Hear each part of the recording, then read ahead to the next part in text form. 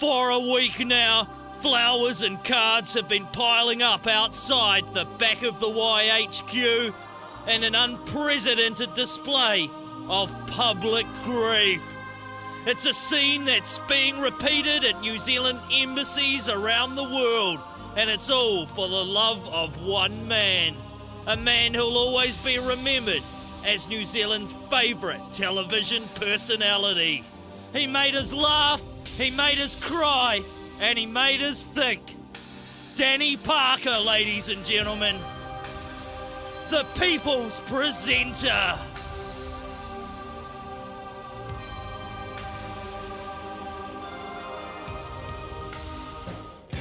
For those of you who witnessed Danny Parker's sudden and tragic death live on TV last week, the horror of it will live with you forever. But for Danny's many fans and admirers, he'll always be remembered as the irrepressible comic, the hard-hitting reporter, and the loving family man. But mostly, he'll be remembered for his tireless devotion to charity. Who could forget the wonderful segment where Danny meets young Raymond, an 11-year-old boy with a tragic aging disease, and takes him to Rainbow's End?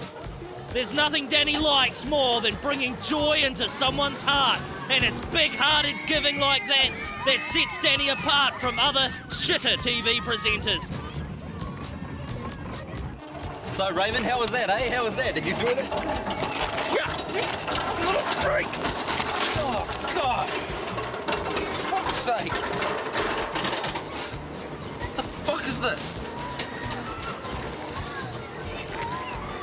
But regrettably, Danny's career has been constantly marred by controversy. At approximately 8:30 this morning, I removed this jar of Marmite from Mr. Parker's anus. I was having a sandwich in the shower and I slipped. Oh! As a mark of respect for Danny Parker, TVNZ has shelved this Danny Parker This Is Your Life special. I'm standing outside the house of one of New Zealand's most loved television personalities, and we're about to give him the surprise of his life, so come on. Okay, now apparently he's just through here, so shh. Yeah. Yeah. Maybe we should come back. What was it? Fuck off, what was it? Oh, what was it? Parker's violent streak was infamous, and the rift between Danny and Randy Campbell was well documented, but no one foresaw the tragic heights their rivalry would reach when Danny was beheaded by a Mitsubishi Mirage driven by Randy, who then attacked a security guard with a decapitated body as the world watched in horror. But the internet was soon abuzz with mysterious sightings, like the Grim Reaper in the opening credits, and subliminal omens throughout the show that reveal sinister visages. And if you type Danny in Microsoft Wang Dong font, it spells out a car, a big stinky shit, 2 hairy bulls, and a skull and crossbones. Some conspiracy theorists have even suggested Danny is still alive, that this was a dummy. But those rumours didn't stop all the big names from showing up to his funeral, like extreme cameraman Wally Simmons. It's extremely tragic. Rookie stuntman Skip Butler. Retarded South Island mechanic Spanners Watson. And of course Dick Johansson. But no one put the grief into words better than Spanners. It was really cool. Now he's in heaven. Danny Parker, ladies and gentlemen. The People's Presenter. That Danny Parker, no one's going to miss him. Hi, I'm Piers Graham. You probably know me better as Ray Smoot-Eye, the Pawn Detective. Or perhaps Colonel Jägermeister, an embarrassing sci-fi debacle that was Battlestar Galactica. Anyway, tonight, I'm here to take you on a journey behind the why.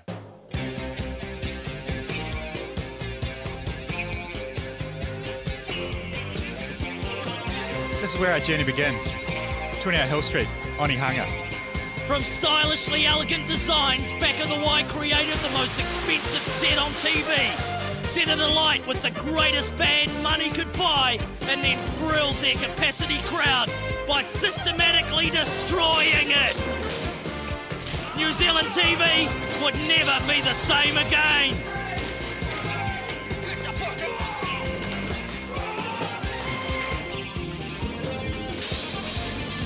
But as the carnage begins to clear and the show's wealthy creators bask in the adoration of their myriads of new fans, conspiracy is rearing its ugly head.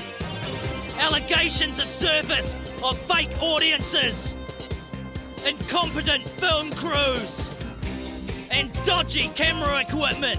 Experts analysing this footage notice this isn't a camera at all, it's a computer joystick with some flower pots stuck to it. So what did V and TV2 get for their money? Could the show's makers really have spent the whole budget on porn mags, Pokemon, and monkey suits?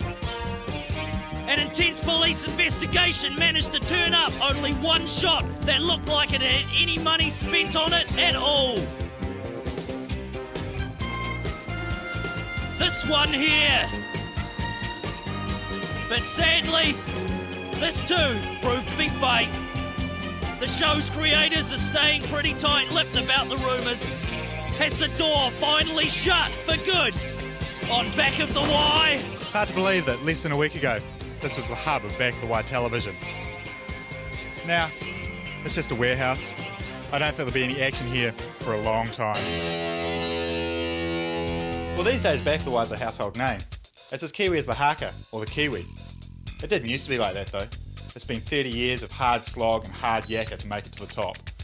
Let's take a look where it all started, before the Y. Ladies and gentlemen, before the Y.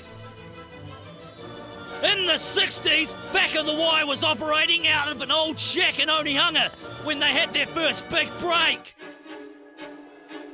Datura, flowers from the Garden of Death. Drug-crazed teenagers. And orgies of madness. I don't know what's wrong with you, son. You've changed lately. I don't know what's come over you.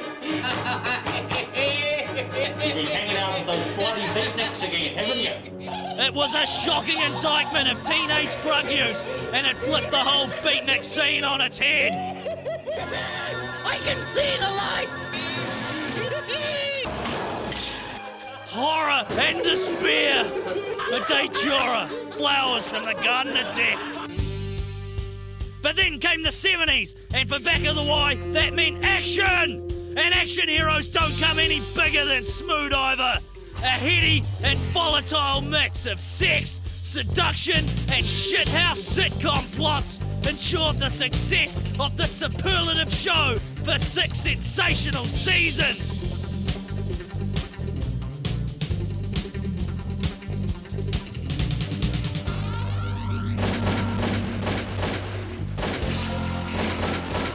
And although Smoothiver made a household name of its star, Piers Graham, 90% of his shots were actually done by a stunt double, a young up-and-comer by the name of Randy Campbell. The 80s!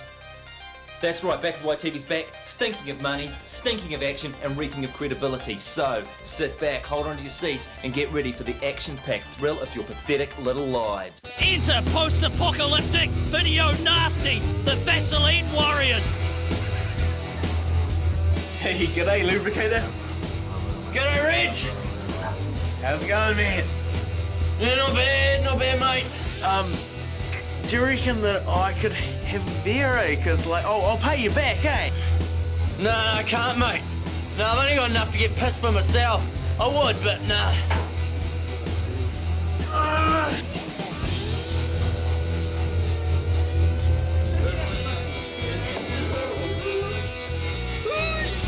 This gritty film inspired 3 mind-numbing sequels and probably would have gone forever.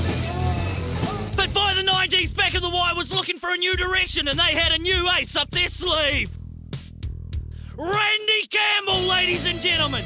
He is New Zealand's greatest daredevil stuntman, and from his very first stunt, it was obvious that he would go on to greatness. Not because he was good, but because he was so very shit.